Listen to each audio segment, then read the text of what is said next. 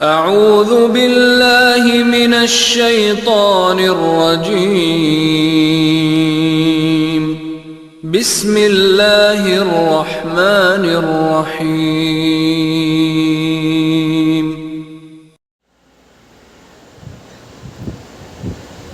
السلام عليكم ورحمة الله وبركاته.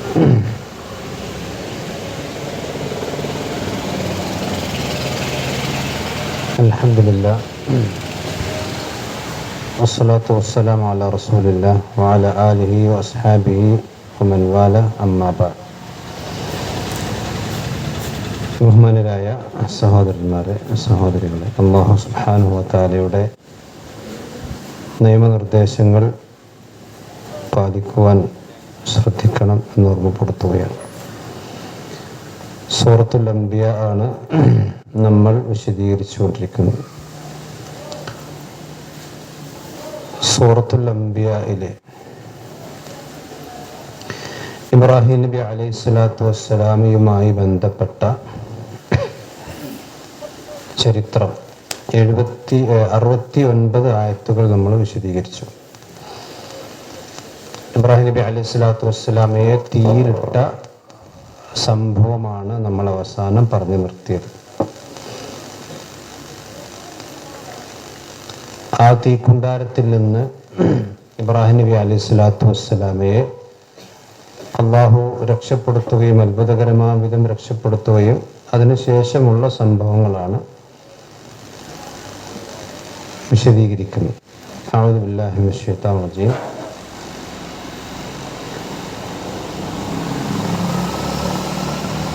وأرادوا به كيدا فجعلناهم الأخسرين.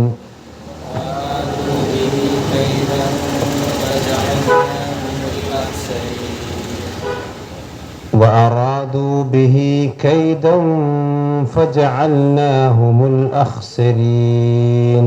وأرادوا به كيدا فجعلناهم الأخسرين. ونجيناه ولوطا إلى الأرض التي باركنا فيها للعالمين. ونجيناه ولوطا إلى الأرض التي باركنا فيها للعالمين. ونجيناه ولوطا إلى الأرض التي باركنا فيها للعالمين. ونجيناه ولوطا إلى الأرض التي باركنا فيها للعالمين. ووهبنا له إسحاق ويعقوب نافلة وكلا جعلنا صالحين. ووهبنا له إسحاق ويعقوب نافلة وكلا جعلنا صالحين. ووهبنا له إسحاق ويعقوب نافلة وكلا جعلنا صالحين.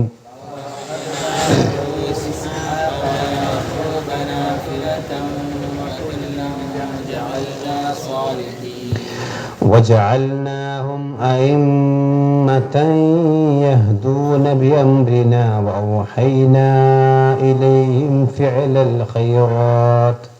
وجعلناهم أئمة يهدون بأمرنا وأوحينا إليهم فعل الخيرات. وجعلناهم أئمة يهدون بأمرنا وأوحينا إليهم وجعلناهم أئمة يهدون بأمرنا وأوحينا إليهم فعل الخيرات وإقام الصلاة وإيتاء الزكاة. وأوحينا إليهم فعل الخيرات وإقام الصلاة وإيتاء الزكاة. وأوحينا إليهم فعل الخيرات وإقام الصلاة وإيتاء الزكاة. إليهم فعل الخيرات وإقام الصلاة وإيتاء الزكاة. وإيتاء الزكاة وكانوا لنا عابدين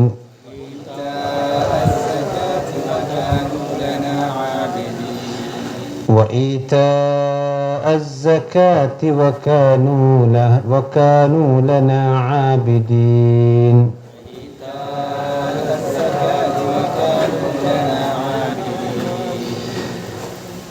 അപ്പോൾ നമുക്ക് അവിടെ ഓതുമ്പോൾ ശ്രദ്ധിക്കേണ്ടത് ഖുൽനാ യാ നാറു കൂനി ബർദൻ വസലാമൻ അലാ ഇബ്രാഹിം, നമ്മൾ കഴിഞ്ഞ ആഴ്ച പറഞ്ഞു. പിന്നെ വഅറാദു ബിഹി കൈദ, വഅറാദു ബിഹി, അവിടെ അറാദു അധികം നീട്ടണ്ടല്ല, പിന്നെ ബിഹി എന്നുള്ളത് കുറഞ്ഞ് ചെറിയൊരു മദ്, ബിഹി കൈദ, കൈദാണ്, കൈദല്ല കൈദ്, രണ്ട് വ്യത്യാസമുണ്ട്. കൈദ് എന്ന് പറഞ്ഞാൽ തന്ത്രം നടത്തും, കൈദ് എന്ന് പറഞ്ഞാൽ കേഫായാൽ കുതന്ത്രം തന്ത്രം, കൈദുൻ എന്ന് പറഞ്ഞാൽ തടവറ എന്നർത്ഥം, ഒരാളെ കൈദ് ചെയ്യുക, കൈദി എന്ന് പറഞ്ഞാൽ തടവിലാക്കപ്പെടാം, രണ്ട് വ്യത്യാസമുണ്ട്. അപ്പൊ ഫറാദു ബിഹി ഖൈദൻ എന്ന് ഓതി കഴിഞ്ഞാൽ അർത്ഥം മാറും, അവർ ഇബ്രാഹിം നബിയെ തടവിലാക്കാൻ ഉദ്ദേശിക്കുന്ന അർത്ഥം. ഫറാദു ബിഹി ഖൈദൻ എന്ന് പറഞ്ഞാൽ അവർ ഇബ്രാഹിം നബിക്ക് എതിരെ ഒരു കുതന്ത്രം പ്രയോഗിച്ചു. വഅറാദു ബിഹി കൈദൻ ഫജഅൽനാഹും കൈദൻ ഫജഅൽന, അങ്ങനെ അവിടെ കൈദൻ അവിടെ മണിച്ചിട്ട് ഓതണം. കൈദൻ ഫജഅൽനാഹുമുൽ അഖ്സരീൻ, ഫജഅൽനാഹുമുൽ അഖ്സരീൻ, അവിടെ പിന്നെ ഫജഅൽനാഹുമുൽ അഖ്സരീൻ, ഖ സുക്കൂനാണ്, അഖ്സരീൻ അവിടെ വഖഫ് ചെയ്യുന്നിടത്ത് മദ്ദന്തിയ നീട്ടിയിട്ട് ഓതുക, അഖ്സരീൻ എന്ന്. അപ്പൊ വഅറാദു ബിഹി കൈദൻ ഫജഅൽനാഹുമുൽ അഖ്സരീൻ എന്നാണ് ഓതേണ്ടത്. പിന്നെ വനജ്ജൈനാഹു വലൂതൻ, വനജ്ജൈനാഹു എന്നുള്ളത് സാധാരണ അസ്ലിയായ മദ്ദേ ഉള്ളൂ. പിന്നെ വലൂതൻ, വലൂതൻ, ലൂത്തല്ല ലൂത്താണ്, ത്വാദ് അപ്പൊ വലൂതൻ ഇലൽ അർദി, വലൂതൻ ഇലൽ അർദി നോക്കാൻ പാടില്ല, അവിടെ മണിക്കാൻ പാടില്ല, ഇദ്ഹാർ ചെയ്ത് നിർബന്ധാണ്. വലൂതൻ ഇലൽ അർദി, വലൂതൻ തൻ എന്നെ ഓതണം. പിന്നെ ഇലൽ അർദി അല്ലതി, ഇലൽ അർദി അല്ലതി ബാറക്നാ ഫീഹാ, ബാറക് എന്നുള്ള ഉച്ചാരണമാണ് വരുന്നത്, ബാറക്നാ ഫീഹാ ലിൽ ആലമീൻ, ലിൽ ആലമീൻ അവിടെ വഖഫിന്റെ ആയതുകൊണ്ട് കുറച്ച് നീട്ടി മദ് ചെയ്യാം. പിന്നെ വവഹബ്ന, വവഹബ്ന ബാക്ക് സുക്കൂനാണ്, ഹുറൂഫുൽ ഖൽഖല നിർബന്ധമായിട്ടും പൂർണ്ണമായി വെളിവാക്കണം. വവഹബ്ന, വവഹബ്ന എന്ന് ഓതാൻ പാടില്ല, വഹബ്ന എന്നല്ല വഹബ്ന, ബ് എന്ന് ഉച്ചരിക്കണം. വവഹബ്ന എന്ന് ഓതാൻ പാട് തെറ്റാണ്. വവഹബ്ന, വവഹബ്ന, ബ് ഖുതുബ് ജദ്, ഈ അഞ്ചക്ഷരങ്ങൾ സുക്കൂന് വന്നാൽ നല്ലവണ്ണം വെളിവാക്കി ഉച്ചരിക്കണം. വേറെ അക്ഷരങ്ങൾ അങ്ങനെ വെളിവാക്കേണ്ടതില്ല. ഈ അഞ്ചക്ഷരം വവഹബ്ന ലഹു ഇസ്ഹാഖ, ലഹു എന്ന് കഴിഞ്ഞ് കുറച്ച് നീട്ടണം. ലഹു ഇസ്ഹാഖ വയഅഖൂബ നാഫില, നാഫില എന്ന് നിർത്തുകയാണെങ്കിൽ നാഫില, നിർത്താതെ ഒന്നാണെങ്കിൽ നാഫിലതൗ. അപ്പൊ അവിടെ നിർത്താതെ ഓതാണെങ്കിൽ ആ വാവുമല് വണിക്കൽ വരും, അതുകൊണ്ടാണ് നാഫിലതൗ വകുല്ലൻ. അതേസമയം നിർത്തി ഓതാണെങ്കിലോ ലഹു ഇസ്ഹാഖ വയഅഖൂബ നാഫില, പിന്നെ വകുല്ലൻ ജഅൽനാ സ്വാലിഹീൻ. നിർത്താതെ ഓതുമ്പോൾ വാവുമ മണിക്കൽ വരും. നാഫിലതൗ വകുല്ലൻ ജഅൽനാ സ്വാലിഹീൻ, അവിടെ സ്വാദ് സ്വാലിഹ്, സീനല്ല സാലിഹല്ല സ്വാലിഹീൻ എന്നർത്ഥം.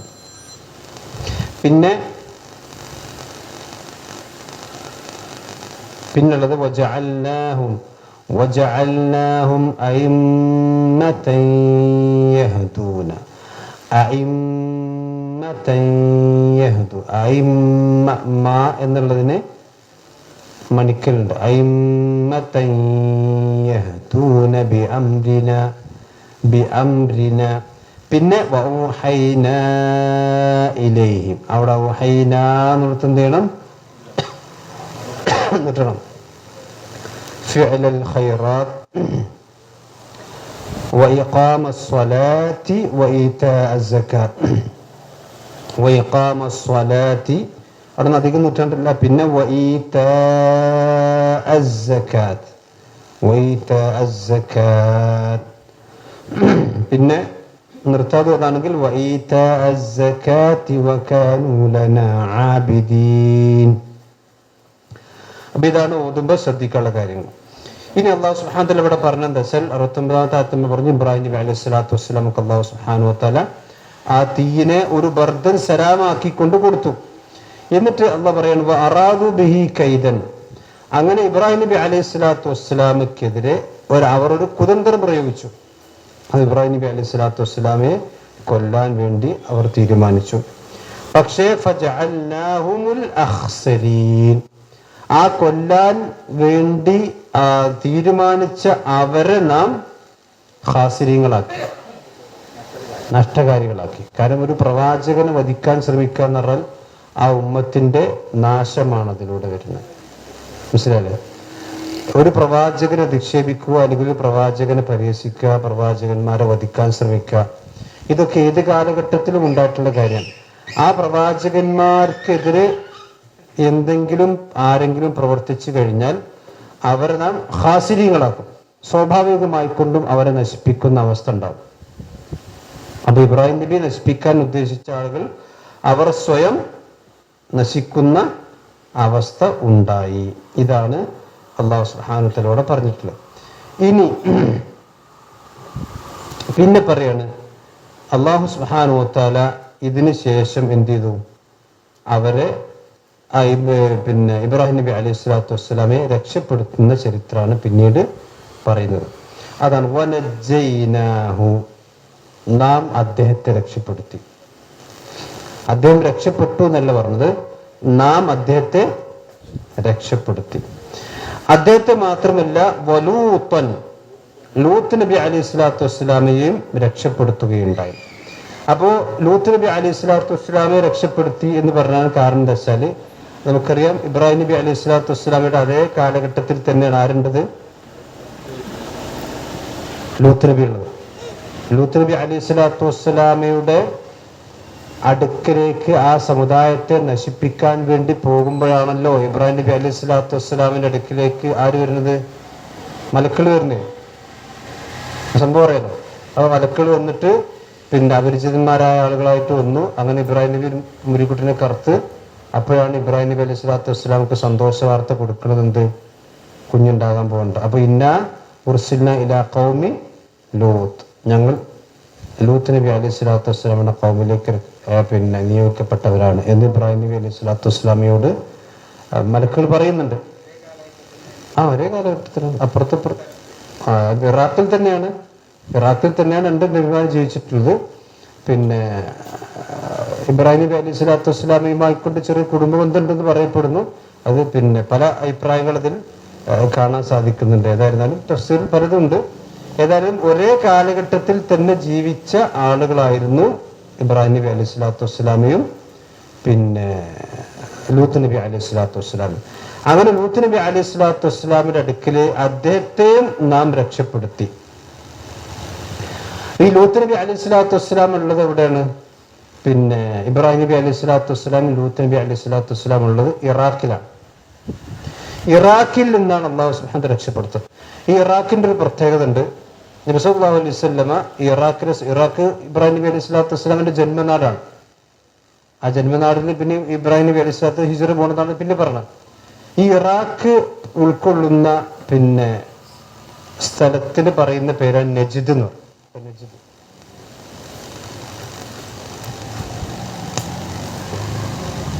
അതായത് ഇപ്പോ പിന്നെ ഇതിപ്പോ സൗദിൻ്റെതാണെങ്കിൽ ഇവിടെയാണ് മക്ക, പിന്നെ മക്ക ഒരായിട്ട് വരും, മദീന ഒരായിട്ട് വരും. ഏകദേശം ഇവിടെയാണ് ഫലസ്തീനായിട്ട് വരിക. ഇറാഖ് ഇവിടെ ഇറാഖ് ഈ ഭാഗത്താണ്. ഇവിടെ ഇത് ഈ ഇറാഖിന്റെ ഈ പ്രദേശത്തിന് പറയുന്ന പേരാണ് നജിദ്. ഇതാണ് ഷാം. ഇത് നജിദ. ഈ നജിദ് ആണ് ഇബ്രാഹിം നബി അലൈഹി സ്വലാത്തു വസ്സലാം നജിദ്. ഈ നജിദിലാണ് ആര് ജനിക്കുന്നത്? ഇബ്രാഹിം നബി അലൈഹി സ്വലാത്തു വസ്സലാമൊക്കെ ജനിച്ച് ഇവിടെ ഇറാഖിലാണ്. ബാബിലോൺ നമുക്കറിയാം. ബാബിലോൺ എന്ന് പറഞ്ഞ സ്ഥലത്താണ് ഇബ്രാഹിം നബി അലൈഹി സ്വലാത്തു വസ്സലാം ജനിച്ചു വരുന്നത്. ഈ നജിദിൽ നിന്ന് അദ്ദേഹം ഹിജറ പോകുന്നത് ഷാമിലേക്കാണ്.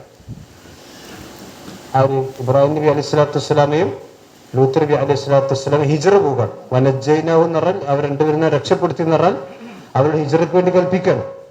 അതെപ്പോഴാണ് കൽപ്പിക്കണം എന്ന് വെച്ചാൽ ലൂത്ത് നബി അലൈഹി സ്വലാത്തു വസ്സലാമയുടെ ഖൗമ് ശേഷം ഒരു രാത്രി ലൂത്ത് നബിന്റെ ഖൗമിനെ പറ്റി പറയുന്നുണ്ട്.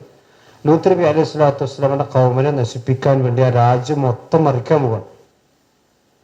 അവന് അവിടെയുള്ള മുഅ്മിനീങ്ങളായ ആളുകൾ ഇബ്രാഹിം നബി അലൈഹി സ്വലാത്തു വസ്സലാമയുടെ വീടും ലൂത്ത് നബിന്റെ വീടും അങ്ങനെ കുറച്ച് ആൾക്കാർ മാത്രമുള്ളൂ. അവരെ ഭാര്യയും മക്കളൊക്കെ ഉള്ളൂ. അങ്ങനെ അവിടുന്ന് എവിടേക്കാണ് പോകണമെന്ന് ചോദിച്ചാൽ ഷാമിലേക്കാണ് പോകുന്നത്. ഈ ഷാമിനെ സംബന്ധിച്ചാണ് അള്ളാഹ് പറഞ്ഞത് വനജൈനാഹു വലൂത്തൻ ഇലൽ അർദില്ലത്തി, ഒരു നാട്ടിലേക്ക് നാം രക്ഷപ്പെടുത്തി, അല്ലത്തി ബാറക്നാ ഫീഹാ ലിൽ ആലമീൻ, അല്ലത്തി ബാറക്നാ ഫീഹാ, നാം അതിൽ ബർക്കത്ത് ചെയ്തിട്ടുണ്ട്. ആർക്ക് വേണ്ടി? ലിൽ ആലമീൻ, ആലമീങ്ങളായ ലോകത്തുള്ള മുഴുവൻ മനുഷ്യന്മാർക്കും വേണ്ടി നാം ബർക്കത്ത് ചെയ്ത ഒരു നാട്ടിലേക്ക് ലൂത്ത് നബിയെയും ഇബ്രാഹിം നബി അലൈഹി സ്വലാത്തു വസ്സലാമയും ഞാൻ രക്ഷപ്പെടുത്തി. അപ്പൊ ഈ നാട് ഇപ്പൊ ഞാൻ ഇവിടെ പറഞ്ഞത് ഷാം എന്നാണ്. അപ്പൊ ഇവിടെ ഷാമിനെ സംബന്ധിച്ച് പറയാൻ കാരണം ഇപ്പൊ നമുക്കറിയാം ഷാം എന്ന് പറഞ്ഞാൽ ഇവിടെയാണ് ബൈത്തുൽ മഖ്ദിസ് ഉള്ളത്. ഷാമിന്റെ ഒരു പ്രത്യേകത അവിടെയാണ്. അവിടെ എന്തുള്ളത്? ബൈത്തുൽ മഖ്ദിസ് ഉള്ളത്. ഇത് ഷാം എന്ന പ്രദേശം, ഈ പ്രദേശത്തിന് മൊത്തം പറയുന്ന പേരാണ്. ഇപ്പൊ നജിദ് എന്ന് പറഞ്ഞ സ്ഥലത്തിന്റെ പേരല്ല, ആ നജിദ് എന്ന് പറഞ്ഞ പ്രദേശത്തിന്റെ പേരാണ്. അതുകൊണ്ടാണ് വിശ്വാസം പറഞ്ഞ നജിദിനെ നോക്കിയിട്ട് പ്രവാചകൻ പറഞ്ഞിട്ടുണ്ട് ഉനാക സലാസിൽ വൽ ഫിതൻ. ആ നജിദിൽ ആണ് എന്തുണ്ടാകുക? ഫിത്തനുകളും സിൽസാലുകളും. ഒമിൻഹു ഖർനു ഷൈത്താൻ, അവിടെ നിന്നാണ് ഷെയ്ത്താന്റെ കൊമ്പ് വരിക. അപ്പൊ ചില ആൾക്കാർ ഇബ്നു അബ്ദുൽ വഹാബ് ജനിച്ചത് ഇവിടുത്തെ നജിദ, സൗദി അറേബ്യയിലെ നജിദ. ഇതാണ് ജസീറത്തുൽ അറബ്. ഇത് ജസീറത്തുൽ അറബാണ്. ഈ മുഹമ്മദ് അബ്ദുൽ വഹാബും കിതാബും ഒക്കെ ഉണ്ടാകുന്നത് ഈ ജസീറത്തുൽ അറബിൽ നജിദ് ഉണ്ട്. 7 നജിദുകൾ ലോകത്തുണ്ട്. എത്ര? 7. ഇത് ഒരു നജിദാണ് ഇബ്നു അബ്ദുൽ വഹാബ് ജനിച്ച നജിദ്. എന്നിട്ട് അദ്ദേഹം ആ നജിദിൽ ജനിച്ചത് കൊണ്ട് തന്നെ നമ്മുടെ നാട്ടിലെ ചില ആൾക്കാർ പറയും അവിടെ റസൂലുള്ളാഹി ഇബ്നു അബ്ദുൽ വഹാബിനെ പറ്റി പറഞ്ഞിട്ടുണ്ട്, അവിടുന്ന് ഒരു കൊമ്പ് വരും, ആ കൊമ്പ് ഇവിടെ മുസ്ലിങ്ങൾക്ക് ഉണ്ടാക്കും. അതുകൊണ്ട് അദ്ദേഹമാണ് വഹാബികളുടെ നേതാവ്. അതുകൊണ്ട് വഹാബിസം എന്ന് പറഞ്ഞാൽ ശൈത്താനിയത്താണ് എന്ന് പറയാറുണ്ട്. യഥാർത്ഥത്തിൽ നബി സല്ലല്ലാഹു അലൈഹി വസല്ലം പറയുന്നത് മദീന എന്നാണ്. നബി മദീന എന്ന് ഇവിടേക്ക് ചൂണ്ടിയത്, അല്ല ഇങ്ങോട്ടല്ല. മനസ്സിലല്ലേ?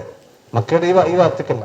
അതായത് ഈ നജിദിൽ ആണ് റസൂൽ പറഞ്ഞ ഹുനാക സലാസിൽ വൽ ഫിതൻ, അവിടെയാണ് എല്ലാ ഫിത്തനുകളും എല്ലാ സിൽസാലുകളും ഭൂകമ്പങ്ങളും അതുപോലെ തന്നെ എല്ലാ പേച്ച കക്ഷികളും ഉണ്ടാകും.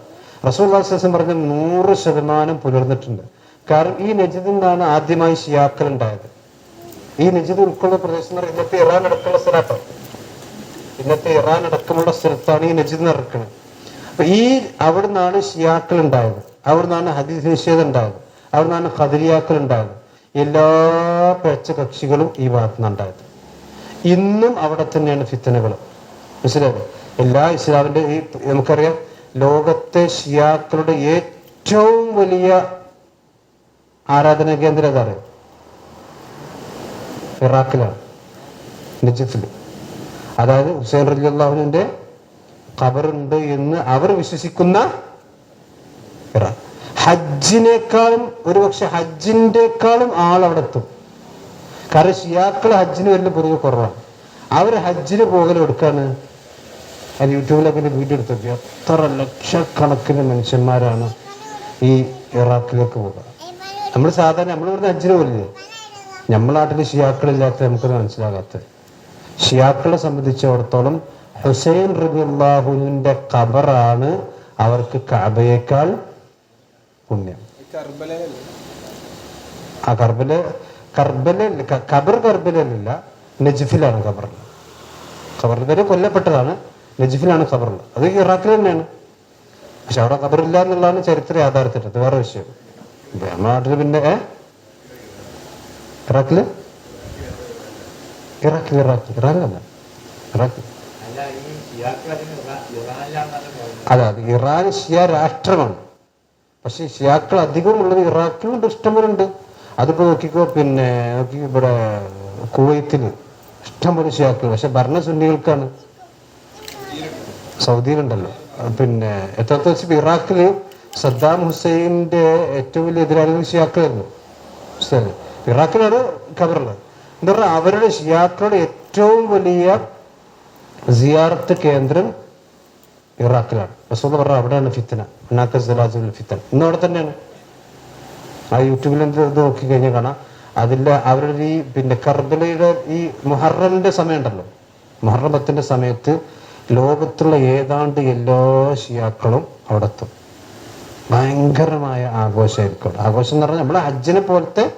കാരണം അവരുടെ വിശ്വാസം എന്താ വെച്ചാൽ ഹുസൈൻ റളിയല്ലാഹുവിന്റെ ഖബറ് കഅബയേക്കാൾ പുണ്യമുള്ളതാണ്.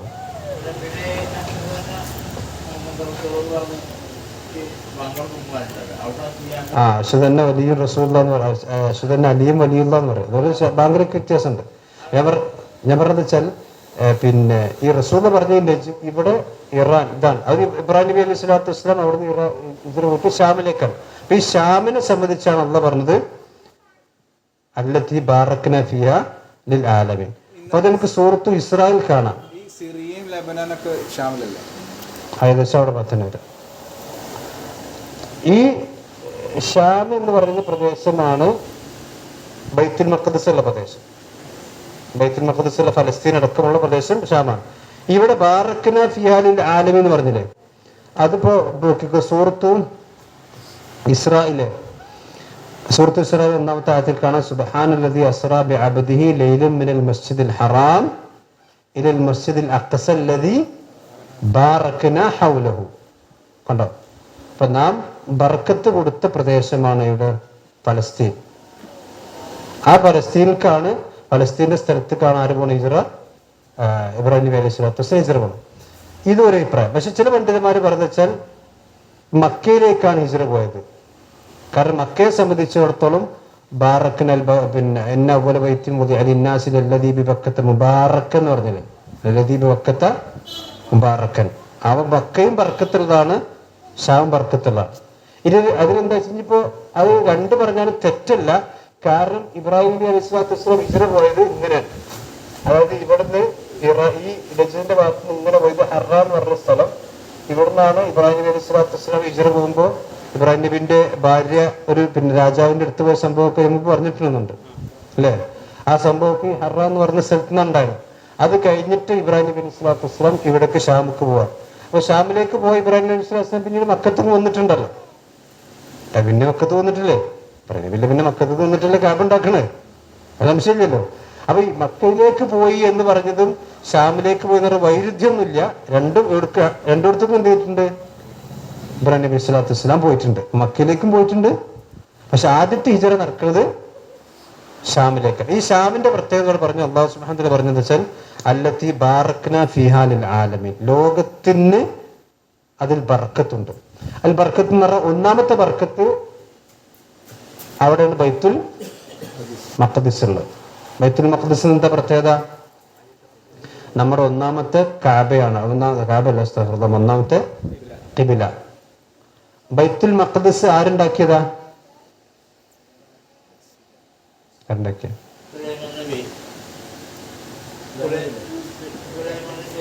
കാബ ആരുണ്ടാക്കിയതാ?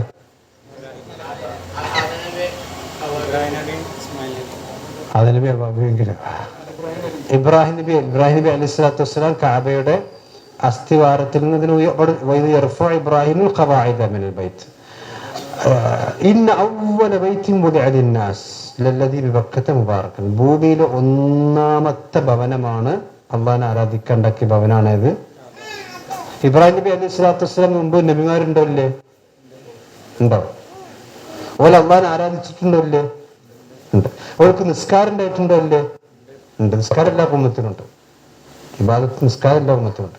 അപ്പൊ നിസ്കരിക്കണമെങ്കിൽ ഓരോ നിസ്കരിച്ച് ആദം നബി ഭൂമിക്ക് വന്നു, ആദം നബിക്ക് വെള്ളി വേണം, ഇബ്രാഹിം സക്കരിയ നബി, അതുപോലെ തന്നെ നൂഹ് നബി അലൈഹി സ്വലാത്തു വസ്സലാം, ഹൂദ് നബി അലൈഹി സ്വലാത്തു വസ്സലാം, അതുപോലെ ഇദ്രീസ്, ഇവരൊക്കെ അതിന്റെ ഇബ്രാഹിം നബിന്റെ മുമ്പാണ്. അപ്പൊ അവര് ബൈത്തും ലിന്നാസ് എന്ന് പറഞ്ഞാൽ ആദം നബിയും ചില മക്കളുമാണ് കഅബ ഉണ്ടാക്കിയത്. അതുകൊണ്ടാണ് ഇബ്രാഹിം നബി അലൈഹി സ്വലാത്തു വസ്സലാം ഇസ്മായിൽ നബി അലൈഹി സ്വലാത്തു വസ്സലാമിനെയും ഹാജറിനെയും മക്കയിൽ വിട്ടു പോകുമ്പോൾ ഇബ്രാഹിം നബി പ്രാർത്ഥിക്കുന്ന പ്രാർത്ഥന ഉണ്ട്, അല്ലാഹുമ്മ ഇന്നി അസ്കൻതു ദുർരിയതി ബിവാദിൻ ഗൈരി ദീ സറഇൻ ഇൻദ ബൈതിക്കൽ മുഹറം. കണ്ടോ, അല്ലാഹുവേ ഞാൻ എൻ്റെ മകനെയും എൻ്റെ കുടുംബത്തെ ഇവിടെ വിട്ടു പോവുകയാണ്, ഒരു പ്രദേശം ഒരു കൃഷിയും ഇവിടെ ഇല്ല, ഇൻദ ബൈതിക്കൽ മുഹറം, നിന്റെ പരിശുദ്ധമായ ഭവനത്തിന്റെ മുമ്പ്. അന്ന് ഇസ്മായിൽ നബി ഇത്രേ ഉള്ളൂ, അറിയാലോ, മുല പിടിക്കണ വായല്ലേ, ചെറിയ കുട്ടിയാണല്ലോ. അപ്പൊ അവിടെ ആ ചെറിയ കുഞ്ഞിനെ വിട്ടേച്ച് പോകുമ്പോൾ അവിടെ എന്തുണ്ട്? എന്റെ ബൈത്തിക്കൽ മുഹറം, നിന്റെ പരിശുദ്ധമായ കാബാല അവിടെ ഉണ്ട്. ആർക്കാദിക്കുന്ന പക്ഷെ അന്നവിടെ ആദം നബി അലൈഹി സ്വലാത്തു വസ്സലാം കാബാലയം ഉണ്ടാക്കി, അദ്ദേഹത്തിന്റെ മക്കളും. ഈ ആദം നബി അലൈഹി സ്വലാത്തു വസ്സലാമിന്റെ മക്കൾ തന്നെയാണ് ഏതുണ്ടാക്കിയത്? ബൈത്തുൽ മഖ്ദിസും ഉണ്ടാക്കിയിട്ടുള്ളത്. നബി സല്ലല്ലാഹു അലൈഹി വസല്ലം പറഞ്ഞു, ഈ കഅബയുടെയും ബൈത്തുൽ മഖ്ദിസിന്റെയും ഇടയിലുള്ള കാലയളവ് എന്ന് പറഞ്ഞാൽ 40 വർഷമാണ്. ഇമാം ബുഖാരി തിരിച്ചതിൽ കാണാം. കഅബയുടെ നിർമ്മാണവും ബൈത്തുൽ മഖ്ദിസിന്റെ നിർമ്മാണവും തമ്മിലുള്ള കാല വ്യത്യാസം എത്രയാണ്? 40 വർഷമാണ്. ഇമാം ബുഖാരിന്റെ ഹദീസാണ്. അത് ചരിത്രം അറിയാത്ത കുറെ അഖലാനികൾ കാബ ഉണ്ടാക്കി എത്ര കഴിഞ്ഞിട്ട്, കാബ ഇബ്രാഹിം നബി ഉണ്ടാക്കിയല്ലേ, ഇബ്രാഹിം നബി സുലൈമാൻ നബി 4 നൂറ്റാണ്ട് വ്യത്യാസമല്ലേ, ഇതെങ്ങനെ ഹദീസ് സ്വീകരിക്കുക? ഹദീസ് പഠിക്കാത്തോണ്ടാണ്. ഹദീസ് തെറ്റല്ല. ഹദീസില് ഇബ്രാഹിം നബി അലൈഹി സ്വലാത്തു വസ്സലാം ആദ്യം കാബ ഉണ്ടാക്കിയ ഇബ്രാഹിം നബിയുടെ മക്കളിൽ ചില ആളുകൾ തന്നെയാണ് ആദ്യം. പിന്നീട് സുലൈമാൻ നബി എന്താ ചെയ്തത്? ഇബ്രാഹിം നബി എന്താണ് കാബ ചെയ്തത്, അത് തന്നെ സുലൈമാൻ നബി ബൈത്തുൽ മുഖദ്ദസ് ചെയ്ത്. ഇബ്രാഹിം നബി എന്ത് ചെയ്തു? അതിന്റെ അസ്ഥിവാരത്തിൽ നിന്ന് പുതുക്കി പണിതു. അതേപോലെ ബൈത്തുൽ മഖ്ദിസിന്റെ അസ്ഥിവാരത്തിൽ നിന്ന് ആര് പുതുക്കി പണിതു? സുലൈമാൻ നബി അലൈഹി സ്വലാത്തു വസ്സലാം പുതുക്കി പണിതു. സാധാരണ പുതുക്കി പണിത പിന്നെ അദ്ദേഹത്തിന്റെ പേരിലേക്കാണ് എന്ത് ചെയ്യുക? ചേർത്തി പറയാം. പാസലിയായിട്ട് ആരുണ്ടാക്കിയതാണ്? ആദം നബിന്റെ മക്കൾ ഉണ്ടാക്കിയത്. അപ്പൊ അതാണ് ഒരു ബർക്കത്ത്.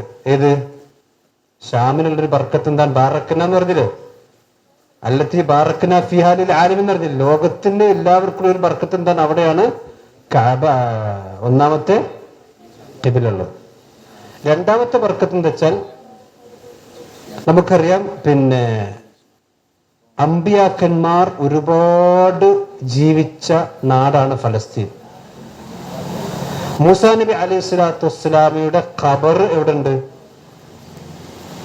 ആ നാട്ടിൽ. മൂസാ നബി അലൈഹി സ്വലാത്തു വസ്സലാം അടക്കമുള്ള പ്രവാചകന്മാരുടെ ഖബറുകളും ആ ഖബറുള്ളതുകൊണ്ട് ഇതാകണമെന്നില്ല, ഞാൻ പറഞ്ഞ വെച്ചാൽ അത്രയും ചരിത്രപരമായ പ്രാധാന്യം അതിനുണ്ട്.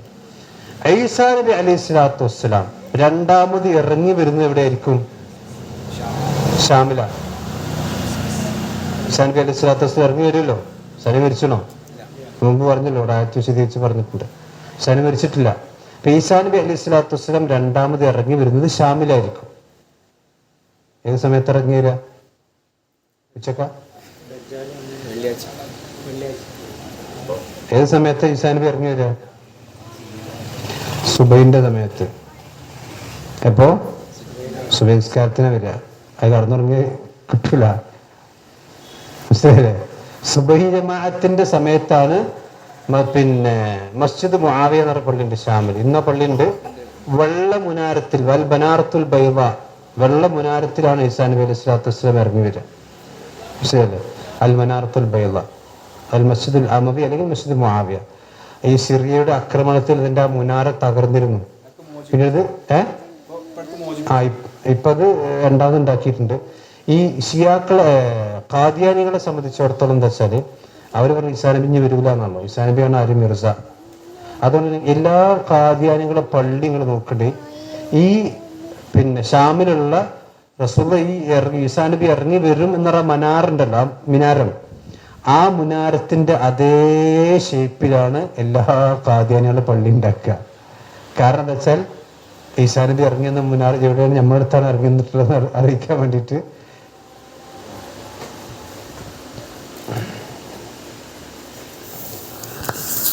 കേൾക്കുന്നു.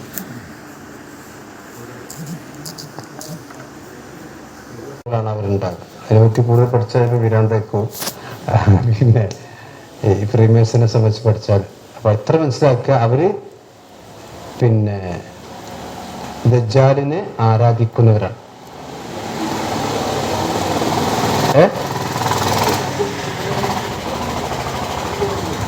അവർക്ക് എടുക്കേണ്ട ആവശ്യമില്ലല്ലോ, കാരണം അവർക്ക് ഫിത്തനല്ലേ, അവര് പഠിച്ചോണ്ട് കാണുന്ന ആളല്ലേ.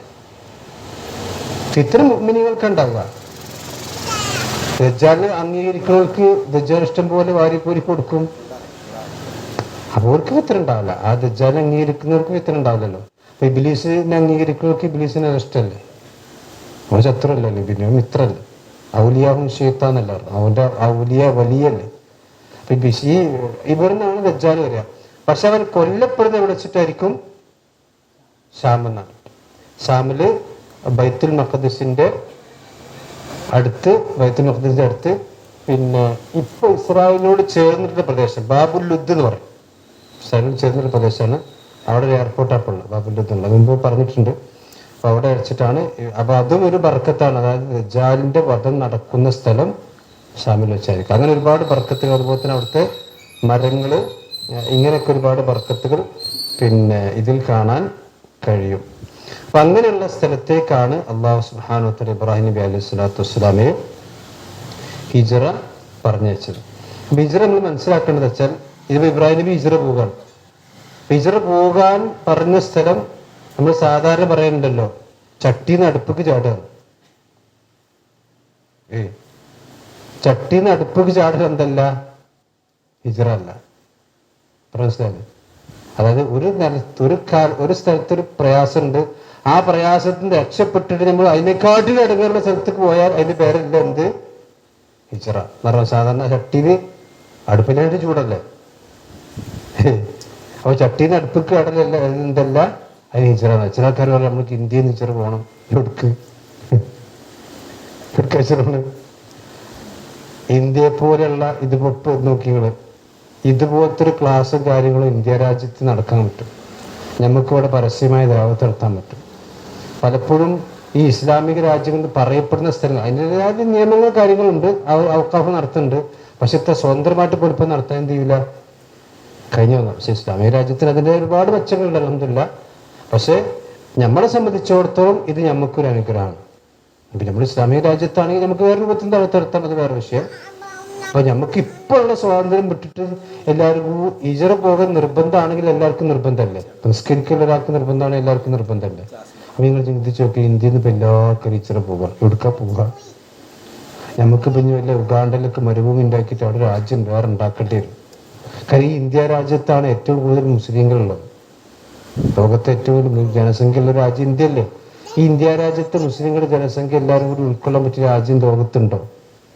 അതൊക്കെ വെറുതെ പോയത്തം പറയാണ്. മാത്രമല്ല, നബി സല്ലല്ലാഹു അലൈഹി വസല്ലം എപ്പോഴാണ് മക്കയിൽ മദീനയിലേക്ക് ഹിജ്റ പോയത്? 2 അഖബ ഉടമ്പടിക്ക് ശേഷമല്ലേ? മദീനയിൽ നിന്ന് മക്കയിലേക്ക് ഹജ്ജിന് വന്ന ആളുകളുമായിട്ട് റസൂലുള്ളാഹി രഹസ്യമായി ജംറത്തുൽ അഖബയുടെ അടുക്കുക. അതുകൊണ്ടാണ് അഖബ ഉടമ്പടി എന്ന് പറഞ്ഞത്. അതായത് ജംറകൾ എറിയുന്ന ആദ്യത്തെ ജംറ ഉണ്ടല്ലോ, പിന്നെ ആ ജംറത്തുൽ അഖബ എന്ന് പറഞ്ഞാൽ മക്കയുടെ ഏറ്റവും അടുത്ത് നിൽക്കുന്ന ജംറ. 3 ജംറ ഉണ്ട്. ജംറത്തുൽ സുമീനയുടെ അടുത്താണ് സുഹറ, മുസ്ത, കുബ്ര. അത് മക്കയുടെ ഏറ്റവും അടുത്ത് നിൽക്കുന്ന ജംറത്തുൽ കുബ്ര, അതാണ് ജംറത്തുൽ പിന്നെ അഖബ എന്ന് പറഞ്ഞു. ആ അഖബയുടെ അടുത്ത് വെച്ച് റസൂലുള്ളാഹി ഹജ്ജിന്റെ സന്ദർഭത്തിൽ 2 കൊല്ലം അവരുടെ കരാറിൽ ഏർപ്പെട്ടിട്ട്, ഞാൻ അവിടെ വന്നാൽ നിങ്ങൾ എന്നെ സംരക്ഷിക്കും, നിങ്ങളുടെ കുട്ടികളെയും മക്കളെയും സംരക്ഷിക്കുന്ന പോലെ നിങ്ങൾ എന്നെ സംരക്ഷിക്കണമെന്ന് അവരോട് കരാറ് വാങ്ങിയിട്ടാണ് നബി എന്ത് ചെയ്യണത്, ഹിജ്റ പോകുന്നത്. അല്ലാതെ ബിരിയുടെ ബോർഡ് എടുത്തോളം ബോർഡ് പറഞ്ഞാൽ പോയതില്ല. അതിന്റെ പേര് എന്തല്ല, ഹിജ്റ എന്നല്ല. അതാൻ പറഞ്ഞ ചട്ടിന്ന് അടുപ്പിക്ക് ചാടാൻ പാടില്ല, ഹിജ്റ അല്ല. അബീസിലേക്ക് ആളെ പറഞ്ഞയച്ചു നബി ഹിജ്റക്ക്. അവിടെ നബി എന്താ പറഞ്ഞത്, നിങ്ങളെ സംരക്ഷിക്കുന്ന ഒരു രാജാവ് അവിടെ ഉണ്ടെന്നുള്ള വിവരം എനിക്ക് കിട്ടിയിട്ടുണ്ട്. ആ പോയി നോക്കി എന്താ അവസ്ഥ, അവിടെ എത്തിയിട്ട് നിങ്ങളിങ്ങനെ പോന്നാല് അതിന്റെ വേറല്ലേ ഹിജ്റ. റസൂലുള്ളാഹി ആദ്യം പറഞ്ഞത് അവിടേക്ക് പോവുക, അവിടെ പോയിട്ട് നിങ്ങളെ സംരക്ഷിക്കുമെന്ന് എനിക്ക് ഉറപ്പ് കിട്ടിയിട്ടാണ് നബി എന്ത് ചെയ്തത്, അങ്ങോട്ട് ആളെ പറഞ്ഞയച്ചു. അപ്പൊ ഇബ്രാഹിം നബി അലൈഹി സ്വലാത്തു വസ്സലാം അവിടെ പോകുന്ന വെച്ചാൽ അവിടെ ബർക്കത്തുള്ള സ്ഥലമാണെന്നുള്ളാണ്ട് വഹി പ്രകാരം അവർ പോവുകയാണ്. പോകുമ്പോൾ ഇബ്രാഹിം നബി അലൈഹി സ്വലാത്തു വസ്സലാമിന്റെ കൂടെ ലൂത്ത് നബി അലൈഹി സ്വലാത്തു വസ്സലാം ഉണ്ട്. അതുപോലെ തന്നെ അദ്ദേഹത്തിന്റെ ഭാര്യ സാറയും ഉണ്ട്. സാറ ഇബ്രാഹിം നബി അലൈഹി സ്വലാത്തു വസ്സലാമിന്റെ ഭാര്യ, അദ്ദേഹത്തിന്റെ പിതൃവി പുത്രിയായിരുന്നു എന്ന് പറഞ്ഞാൽ പിതാവിന്റെ സഹോദരിയുടെ പുത്രിയായിരുന്നു സാറ റളിയല്ലാഹു അൻഹ. അപ്പൊ ആ ഭാര്യയും കൂട്ടിയിട്ടാണ് ആര് ഹിജ്റ പോണത്? ഇബ്രാഹിം നബി അലൈഹി സ്വലാത്തു വസ്സലാം ഹിജ്റ പോകുന്നത്. അങ്ങനെയാണ് ഷാമിലേക്ക് ഇബ്രാഹിം നബി അലൈഹി സ്വലാത്തു വസ്സലാം എന്ന്. അവിടെ നിന്നാണ് പിന്നീട് മക്കയിലേക്കൊക്കെ ഇബ്രാഹിം നബി അലൈഹി സ്വലാത്തു വസ്സലാം വരുന്നത്. അപ്പോ അതാണ് വലൂത്തനിൽ അർദിലെത്തി ബാറക്ന ഫിഹാ ലിൽ ആലമീൻ. ഒരു ബർക്കത്തുള്ള നാട്ടിൽ ജീവിക്കുക, അതൊരു വലിയ ഭാഗ്യമാണല്ലോ. അപ്പോൾ പിന്നെ നബി സല്ലല്ലാഹു അലൈഹി വസല്ലം പറഞ്ഞ ഹദീസിൽ കാണാം, ആർക്കെങ്കിലും മദീനയിൽ മരിക്കാൻ കഴിയുമെങ്കിൽ അവനത് ചെയ്യട്ടെ എന്ന് നബി സല്ലല്ലാഹു അലൈഹി വസല്ലം പറഞ്ഞിട്ടുണ്ട്. കാരണം മദീനയിൽ ഈമാനോടുകൂടി മരിക്കുന്നവന് ഞാൻ സാക്ഷി നിൽക്കും പരലോകത്ത് എന്ന് ഹദീസിൽ കാണാൻ കഴിയും. പക്ഷേ മദീനത്തിൽ മരിച്ചിട്ട് കാര്യമില്ല, എന്ത് വേണം? ഈമാൻ വേണം. അല്ലാതെ ഇപ്പൊ മദീനത്തിൽ ഒരുപാട് എന്താ പറയാ, ഫിൽ മദീനത്തി മുനാഫിഖൂൻ എന്ന് മുനാഫിഖീങ്ങൾ മദീനത്തുണ്ടായിരുന്നു റസൂലുള്ളാഹിന്റെ. അതുകൊണ്ട് വലിയ കാര്യമില്ലല്ലോ. അപ്പൊ അബൂജഹൽ മക്കത്തുണ്ട്, വലിയ കാര്യം ഉണ്ടായോ? അറബിക്കോ കാത്തപ്പോ ഞാൻ നാള് പിന്നെ ഈ ബഹ്റൈനിൽ ഒരു 23 വർഷം പോലീസിൽ ജോലി ചെയ്ത ഒരാളൊക്കെ ഉണ്ട്. നമ്മളൊക്കെ സംസാരിച്ചപ്പോൾ അറിയണം, ഈ പണ്ടൊക്കെ സൗദിയിൽ നിന്ന് മദ്യം കിട്ടാൻ വേണ്ടി ബഹ്റൈനിക്ക് വരും, ബഹ്റൈൻ പാലത്ത് കൂടെ. അപ്പൊ അത് പിടിക്കാൻ വേണ്ടി ബഹ്റൈൻ പോലീസ് ഏൽപ്പിച്ചതിന് പേര്. അപ്പോ മൂപ്പര് പറയാണ്, മക്കത്ത് ജീവിച്ചിട്ടും ഹറമിൽ പോയി നോക്കാതെ ബഹ്റൈനിക്ക് കള്ളുപിടിക്കാൻ പോകുന്ന ആൾക്കാരുണ്ട്. അവരോട് ചോദിച്ചു മക്ക അതൊക്കെ അള്ളാഹുവിന്റെ തൗഫീഖാണ്. മനസ്സിലായത്? ഇപ്പൊ റമദാനിലൊക്കെ പോയൊക്കെ കാണാം, ഹറമിൽ അങ്ങനെ താറായി നടക്കുന്നുണ്ടാവും. ഹറമിന് തൊട്ടപ്പുറത്ത് തന്നെ നല്ല ബ്രോസ്റ്റും ഷവായും അടിച്ചു നിന്നുണ്ടാവും. ആലോചിച്ച് ഹറമിൽ ഒരു 10 സ്കാത്തിന് ഇത്ര പോയി. അതൊരു തൗഫീഖാണ്. അത് നമുക്ക് തൗഫീഖ് മാറാവട്ടെ. അഞ്ഞിപ്പോ കാബന്റെ ഉള്ളിൽ തന്നെ ജീവിച്ചു തന്നെ ഒട്ടിക്കൊള്ളി. അള്ളാന്റെ തൗഫീഖ് ഇല്ലെങ്കിൽ അതുകൊണ്ടൊരു കാര്യം നടക്കൂല. അതൊക്കെ ഒരു തൗഫീഖാണ്. ഇപ്പൊ ഈ ക്ലാസ്സിൽ വരാൻ ഭാഗ്യം കിട്ടുക, മോങ്ങത്തങ്ങാടിൽ എത്ര മനുഷ്യന്മാരുണ്ട്, അവർക്ക് ഭാഗ്യം കിട്ടിയോ? ഇതൊക്കെ അള്ളാന്റെ തൗഫീഖാണ്. അള്ളാഹു ഉദ്ദേശിക്കുന്നവർക്ക് എന്ത് ചെയ്യുള്ളത് കൊടുക്കുള്ളൂ. പറഞ്ഞ പെരുമാറാവട്ടെ. എന്താ വെച്ചാൽ ഒരു ബർക്കത്തുള്ള നാട്ടിൽ ജീവിക്കുമ്പോൾ ആ നാടിൻ്റെ ആ ബർക്കത്ത് കിട്ടും. അതുകൊണ്ട് റസൂലുള്ളാഹി സ്വല്ലല്ലാഹു അലൈഹി വസല്ലം പറഞ്ഞു, ആ റസൂലുള്ളാഹ് മദീനയിലേക്ക് എത്തി ആ മദീനയുടെ ബർക്കത്തിന് വേണ്ടി പ്രവാചകൻ ചെയ്തിട്ടുണ്ട്, പ്രാർത്ഥിച്ച അല്ലാഹുമ്മ ബാരിക് ഫീ ശാമിന വഫീ മുദ്ദിന വസാഇന. എത്രത്തോളം മണ്ണിന് പോലും ബർക്കത്തുണ്ട്. തുർബത്തു അർദിന റസൂലുള്ളാഹിന്റെ ഹദീസിൽ കാണാം, ആ മണ്ണിന് പോലും ബർക്കത്തുണ്ട്. അതാ പ്രവാചകന്മാരുടെ പാദസ്പർശമേറ്റ മണ്ണിന്. അതുകൊണ്ടാണ് ഈ റൗളയെ സംബന്ധിച്ച് പ്രവാചകൻ പറഞ്ഞ എന്താ? റൗളത്തുൻ മിൻ റിയാദിൽ ജന്ന. ഈ റൗള എന്ന് പറഞ്ഞാൽ നമ്മൾ ചില ആൾക്കാർ വിചാരിച്ചെന്താ, റസൂലുള്ളാഹിന്റെ റൗള കാണാൻ കൊതി കൂട്ടണേ റബ്ബേ എന്ന് പറഞ്ഞ് പ്രാർത്ഥിക്കണാണ്. ഈ റൗള എന്ന് പറയുമ്പോൾ മനസ്സിലെന്താ വരുന്നത്? ആ പച്ചക്കുബിയും റസൂലുള്ളാഹിന്റെ ഖബർ. അതല്ല റൗള. റൗള റസൂൽ ജീവിച്ചിരിക്കുമ്പോൾ റൗള ഉണ്ട്. റസൂൽ ജീവിച്ചിരിക്കുമ്പോൾ എന്തുണ്ട്? റൗള ഉണ്ട്. അപ്പൊ രൂപ ജീവിച്ചിരിക്കുമ്പോൾ നബിന്റെ ഖബറുണ്ടോ? പച്ചക്കുബ് ഏതാണില്ലല്ലോ. അമ്മാബൈനെ ബൈത്തി മുമ്പില് റൗളത്തുമില്ലാണ്. കാരണം എന്തുകൊണ്ടാ? ആ പണ്ഡിതന്മാർക്ക് റസൂലുള്ളാഹിന്റെ ഏറ്റവും കൂടുതൽ പാദസ്പർശമേറ്റ സ്ഥലമാണ്. നബി ഏറ്റവും കൂടുതൽ അങ്ങോട്ടും ഇങ്ങോട്ടും ഭൂമി കൂടെ നടന്ന സ്ഥലം ഏതാണ്? റൗള. അതുകൊണ്ടാണ് അതിന്റെ ബർക്കത്ത്. ആ സ്ഥലം സ്വർഗത്തിലേക്ക് മാറ്റപ്പെടുന്നു. അതുകൊണ്ട് റൗളത്തും റിയാദുൽ ജന്ന എന്ന് പറഞ്ഞു. റസൂൽ ഏറ്റവും നടന്ന സ്ഥലം അത് സ്വർഗത്തിന്റെ ഭാഗമായിട്ട് ഖിയാമത്ത് നാളിന് ശേഷം എന്ത് ചെയ്യും? മാറ്റപ്പെടും. അതുകൊണ്ടാണ് 2 റക്അത്ത് നിസ്കരിക്കൽ സുന്നത്ത്. പക്ഷെ നമ്മളെ ആൾക്കാർക്ക് റൗളൊക്കെ ഇപ്പൊ ടിക്കറ്റ് എടുത്ത് കാപ്പിൽ കയറണം. അവരുടെ ചെന്നാന്ത അവസ്ഥ, അവിടെ 2 റക്അത്ത് നിസ്കരിക്കണമെന്നോ അവിടെ ഒന്ന് പ്രാർത്ഥിക്കണം എന്നല്ല, തന്നെ മൊബൈല്. ആലോചിക്കാണ് മനുഷ്യന്മാർക്ക് ജീവിതത്തിലൊക്കെ കിട്ടുന്ന അവസരക്കാർ. എന്നിട്ട് അവിടെ നിന്ന് സെൽഫി എടുത്തിട്ട് ഞാൻ ഇവിടെ സുധാന മെമ്പറിന്റെ അടുത്താണ് എന്താ കാര്യം? അവിടെ നിന്ന് 2 റക്അത്ത് നിസ്കരിച്ച് അള്ളാഹു സുജൂദിൽ എന്താണ് പ്രാർത്ഥിച്ചാൽ കിട്ടും. ആ വോട്ടാണ് പോയാൽ പോയി എന്നല്ലാതെ അത്രയുള്ള മനുഷ്യന്മാർക്ക് ഇതിനൊക്കെ ഒരു പിന്നെ ഹുർമത്ത് എന്ന് വെച്ചാൽ അതാണ് ബാറക്ന ഫിഹാ ലിൽ ആലമീൻ എന്ന് അല്ലാഹു സുബ്ഹാനഹു വ തആല പറയാൻ കാരണം. അതിനുശേഷം ഇബ്രാഹിം നബി അലൈഹി സ്വലാത്തു വസ്സലാമക്ക് മക്കളെ കൊടുത്ത സംഭവമാണ് പറഞ്ഞത്. ആ മക്കൾ രണ്ടും ഇസ്ഹാഖ് നബിയും യാക്കൂബ് നബി, അത് സാറയിലുണ്ട മക്കളാണ്. അതാണ് വഹബ്നാ ലഹു, നാം അദ്ദേഹത്തിന് കൊടുത്തു. വഹബ നൽകി. ആരെ കൊടുത്തു? ഇസ്ഹാഖ വ യാക്കൂബ്. ഇവിടെ ഇസ്മായിലിനെ പറഞ്ഞില്ല. ഇസ്മായിൽ നബിനെ പറഞ്ഞോ? ഇല്ല. കാരണം ഇബ്രാഹിം നബി അലൈഹി സ്വലാത്തു വസ്സലാം ഹിജറ പോകുമ്പോൾ ആരെ കൂടെ ഉള്ളത്? സാറയാണ്. അപ്പൊ സാറയാണ് ഇബ്രാഹിം നബിയുടെ യഥാർത്ഥത്തിൽ ഭാര്യ. ഹാജർ ആരായിരുന്നു? ഒരു അടിമ സ്ത്രീയായിരുന്നു. ഒരു ചക്രവർത്തി കൊടുത്ത ഒരു അടിമ സ്ത്രീയായിരുന്നു ആര്? ഹാജർ. ആ അടിമ സ്ത്രീയിലുണ്ടായ കുട്ടിയാണ് ആര്? ഇസ്മായിൽ. ആ ഇസ്മായിൽ നബിയുടെ പരമ്പരയാണ് റസൂലുള്ളാഹിന്റെ പരമ്പര. അതുകൊണ്ടാണ് ജൂതന്മാർ നബിനെ അംഗീകരിക്കാഞ്ഞത്. ശരിയല്ലേ? അതായത് ഇബ്രാഹിം നബിയുടെ യഥാർത്ഥ ഭാര്യയായ സാറയിലുള്ള മക്കളാണ് ആര്? ഇസ്ഹാഖ് നബിയും. ഇസ്ഹാഖ് നബിന്റെ മകനാണ് യാക്കൂബ് നബി. യാക്കൂബ് നബിന്റെ മകനാണ് ആര്? യൂസുഫ് നബി. യൂസുഫ് നബിയാണ് ഭൂമിയിൽ ഏറ്റവും പവിത്രമായ പാരമ്പര്യമുള്ള ആൾ. കാരണം എന്താ? യൂസുഫ് നബി ആരാണ്? യാക്കൂബ് നബി. യൂസുഫ് നബി നബിയാണ്, വാപ്പിൻ നബിയാണ്, വാപ്പാന്റെ ആപ്പിൻ നബിയാണ്, വാപ്പാന്റെ വാപ്പാന്റെ ആപ്പിൻ നബിയാണ്. അങ്ങനത്തെ ഒരു മനുഷ്യനാകെ യൂസുഫ് നബിയുള്ളൂ ഭൂമിയിൽ. മനസ്സിലായേ?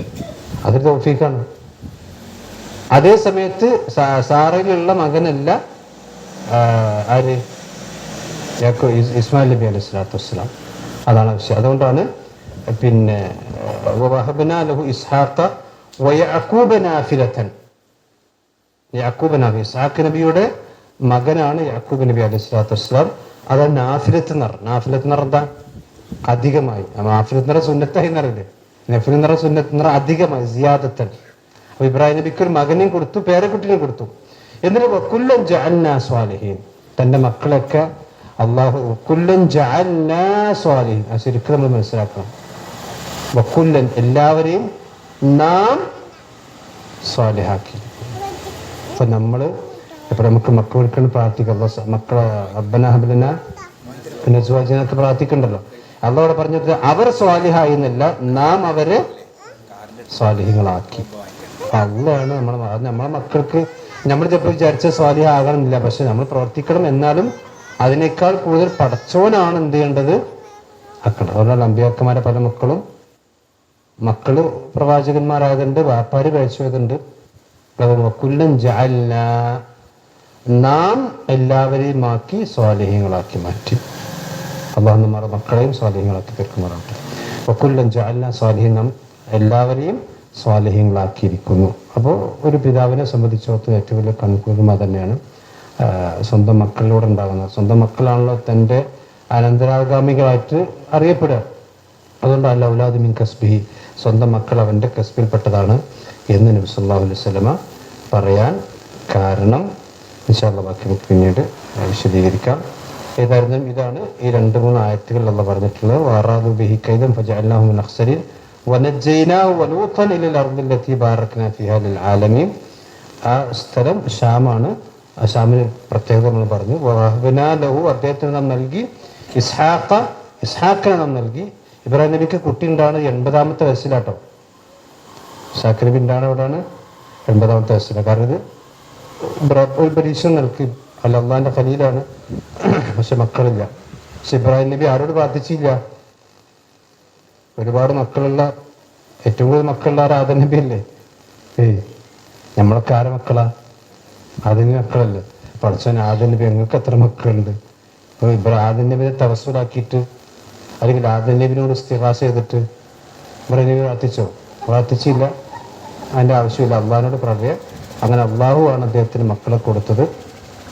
ആ മക്കളെ അള്ളാഹു സാലിഹാക്കുകയും ചെയ്തു. ആര്?